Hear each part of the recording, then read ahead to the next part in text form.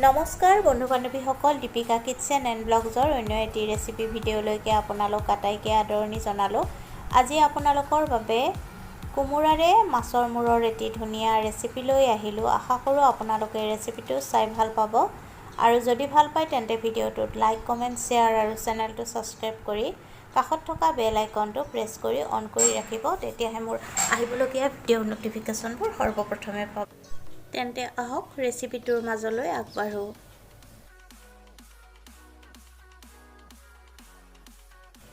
কেৰাহী এটা গৰম হ'বলৈ দি তাত সৰিয়হৰ তেল দি দিব আৰু তেলখিনি ভালকৈ গৰম হ'বলৈ দিব। এতিয়া তাত এটা শুকান জলকীয়া আৰু পাঁচফোৰণ আধা চামুচ দি দিব আৰু কাটি লোৱা কোমোৰাখিনি দি দিব লাগিব।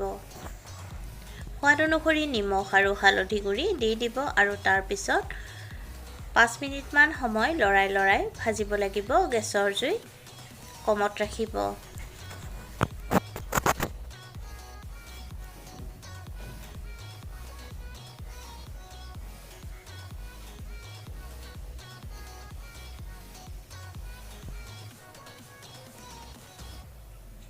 এতিয়া তাত ভাজি লোৱা মাছৰ মূৰ দুটা দি দিব লাগিব আৰু মাছৰ মূৰ দুটা দিয়াৰ পিছতো অলপ সময় ভাজিব লাগিব।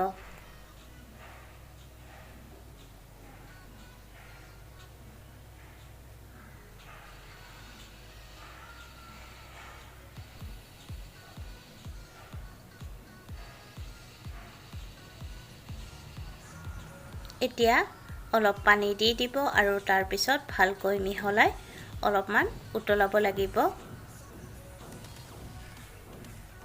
ঢাকনিখন লগাই দিব 5 মিনিটৰ কাৰণে আৰু গেছৰ জুই কমত ৰাখিব। 5 মিনিট পিছত ঢাকনিখন গুচাই ল'ব আৰু ভালকৈ মিহলাই ল'ব।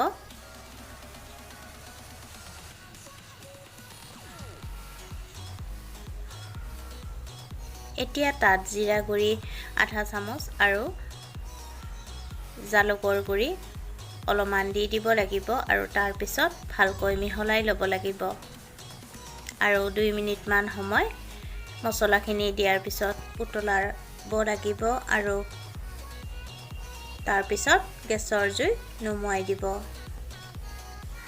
আৰু নমাই আপোনালোকে এই ৰেচিপিটো গৰমে গৰমে ভাতৰ লগত পৰিৱেশন কৰিব। পুনৰ উপস্থিত হ'ম আন এটি নতুন ৰেচিপি ভিডিঅ'লৈ। আজিলৈকে আহিলোঁ। ভিডিঅ'টো শেষলৈকে চোৱাৰ বাবে আপোনালোকক বহুত ধন্যবাদ জনালোঁ।